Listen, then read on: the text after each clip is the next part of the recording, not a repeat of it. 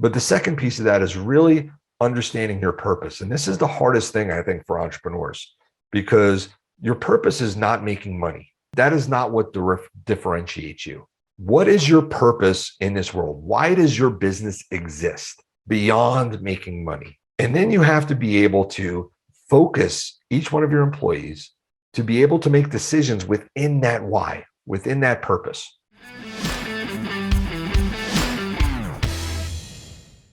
It's business and in life, right? And so, what we learned about complacency is that, number one, the more successful you are, right, the more vulnerable you are to complacency, right? So you look at people, you look at businesses, you look at relationships, and that was light bulb number one. I was thinking to myself, man, how many times do we say, how could they have fallen so far so fast, right? You mentioned that it's insidious. That's a very strong word. It means that it's super hard to detect. And you mentioned also in your example that it suddenly crops up and you got no idea why that happened. What are some of the sure signs that complacency is already there, in the sense that it's already eating up your business? Yeah. So, one of the signs that you probably have complacency that you need to find is that you've had success, right? It's kind of a, when you've had success and you start feeling that level of comfort and you start feeling like you've got it figured out, that's your first signal that you might have some complacency. But there's lots of other signals, right? When you start seeing more competitors coming towards your category, towards your industry, towards your geography, whatever it is that you compete in, when you see, it's almost like, vultures, right? When we're complacent, we're like a starving, person walking through the desert, and people, all of a sudden things start circling overhead. You're like, why are they circling overhead? Well, they're getting signals from us that we're becoming vulnerable. When you're not complacent, you don't find a lot of people hanging around to pick up your scraps, right? When you start getting complacent, you start feeling like, man, this competitor wasn't here yesterday. Why are they starting to pay more attention to my category, my industry? That's a good sign, right? On another level with your employees, right? When you start seeing that you're having increased turnover or lower satisfaction scores, or there seems to be strife within your organization. Maybe your team is only, 4 or 5 people, but you're starting to see that they're not getting along, or, they're not working as a well-oiled machine like they used to, right? That's a sign, coupled with success, right? When you've had success and then things start not going well, that's kind of an oxymoron, right? When you're successful, things should be going well. Yeah. But that's a sign that you're taking your eye off the ball. There's lots of them. When you start becoming less transparent and less holding yourself accountable, I talk about this thing in the book. I call it the ATV model, that accountability plus transparency equals vigilance. If you are accountable and you are publicly and you hold yourself accountable, and then you're transparent about how you go about things, it will naturally lead to vigilance. It has to. But what happens is when we start gaining success, we start gaining power within our category or industry or whatever it is we compete within, we start holding things maybe closer to our vest. We become less transparent. We become less accountable, right? Those are all signs that we're becoming complacent, right? If you ever have a situation in your business where you have to, if someone asks why you did something, the answer, if you're being truthful, is because we can, or because we've always done it that way. Those are 2 good signs that you're becoming complacent, right? Your why has to be deeper than that. The why, I talk about articulating your why. You always have to be able to articulate your why in terms of an overall purpose for your business, for your organization, for your life. If that why is hard to articulate, or it boils down to because I have power, nobody can stop me, that doesn't last forever. That sounds like hubris, like ego, right? Yeah. But it sounds really bad when you say it, but the reality is it happens all the time. So up until a year ago, I don't know if it was like this in the Philippines, but in the United States, we had to pay an inordinate amount of money if I wanted to get out of my cellular contract with my wireless, phone provider. Why? Because there was a lot of cost involved there? No, because they held a contract over me, and because they all did it, right? Yeah. So as soon as one of them breaks ranks, though, and says, we won't charge you that, or we'll pay off your fee with the other company, that all crumbles down, right? Because I can doesn't last forever. And when you do, because I can, with vendors, with employees, we're seeing right now a lot of things about the great resignation here in the United States, all the people that are leaving the workforce. Well, that didn't happen. That's not a COVID thing. This is not a pandemic thing. This is something that got brought to the head over years and years of people treating their employees like crap, right? Because they could. Well, now they can't anymore. And let's see what happens. Yeah, I've heard about that great resignation. That's a mind-boggling thing. Can't say that we don't have that here, because during the pandemic, there were also a considerable amount of people, although it was never in the news, that I know resigned and shifted to work from home type of company. But here compared there, I think it's a lot worse how the COVID situation was handled and is being handled, and the death toll and all of the people getting sick. It's pretty bad here. So I can't really blame people who leave their jobs because they got to commute to work, and commuting here means you got to fit in a can of very tight packed sardines, right? That's how it's here. I want to roll back a little bit and ask about the team earlier that you gave as an example, where people who are stacking shelves are given parameters and are given their key results areas, where you say, okay, what matters is how fast you stack shelves. Nothing else matters. So they would not give that feedback to their higher ups. You don't get that feedback. Suddenly things crumble down. How can you fix that when a team is getting complacent because upper management has given them key results areas that are rigid, too rigid maybe, and it's not smart?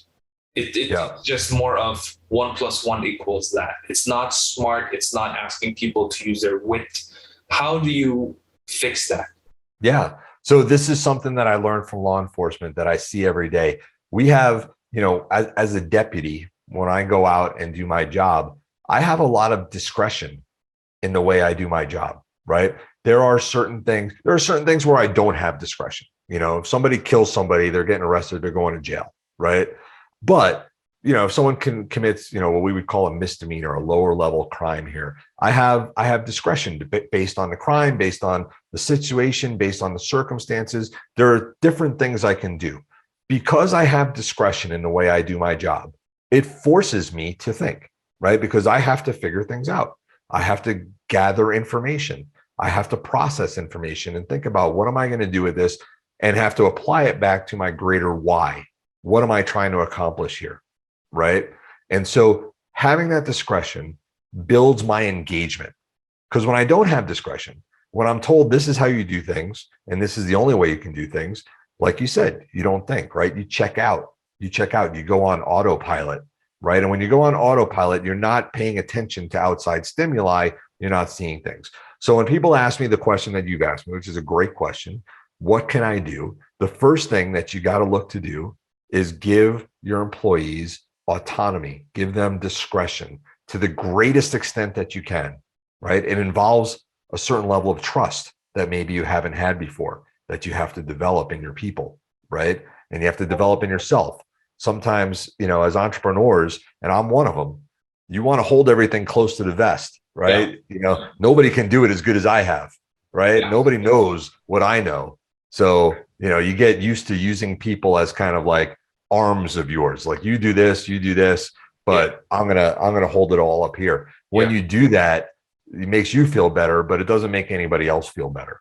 And so the first thing that you have to do if you want to rectify that situation is you have to look for, what is the most amount of autonomy? What is the most amount of discretion that I can build into people's jobs and make them feel comfortable that they have that, and they're not going to get slapped down when they make a wrong decision.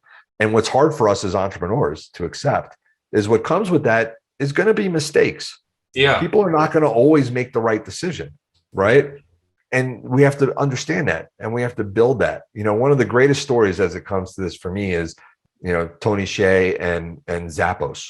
Yeah. Right. And you may have heard the story, you probably heard the story, but there was this time where Tony was out with some people. They were out late at night in San Francisco or something, and they decided they wanted a pizza, but nobody would come deliver pizza to their hotel. And he said, "Hey, watch this. Call up the customer service number on Zappos." Right now, Zappos, for anybody who doesn't know, sells sneakers, shoes, and stuff online, right? Yeah.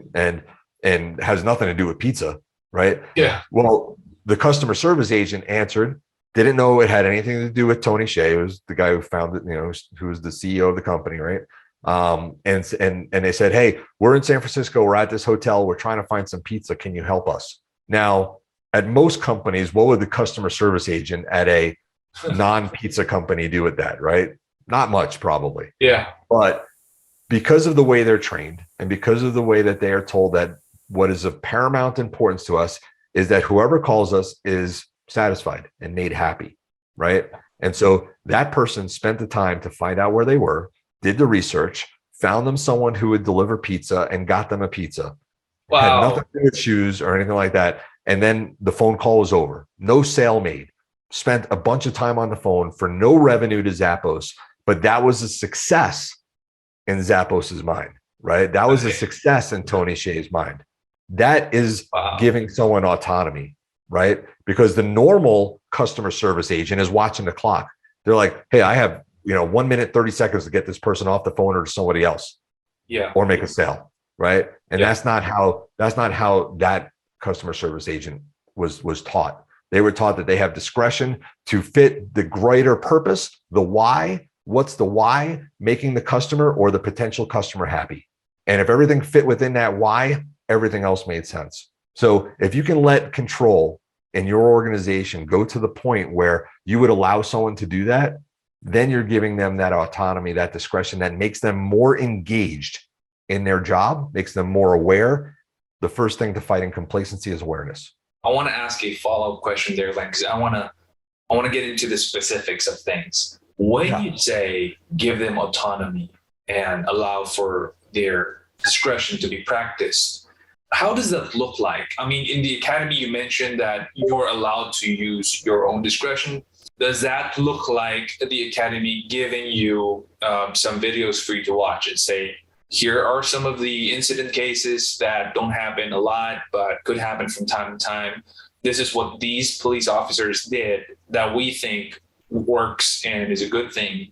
And you might get some ideas from there. I mean, how does it look like? Because we can't just tell our people, go ahead and do what you think is best, right? Because that is relative.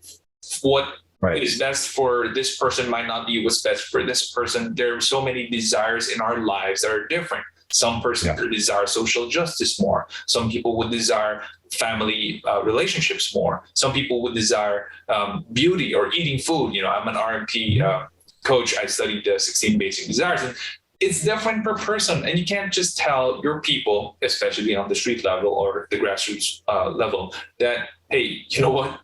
Do what you think is best, right? What else can we give them, Len, that would make us, the business owner, a bit more comfortable that if they make a mistake, it's not a fatal mistake? Great question, Sean. The idea is that what this builds into is being able to articulate your why. We talked about this a little bit already, but what this gets into is understanding what your true purpose is. So, if we're going to look at what we learn in police work, right?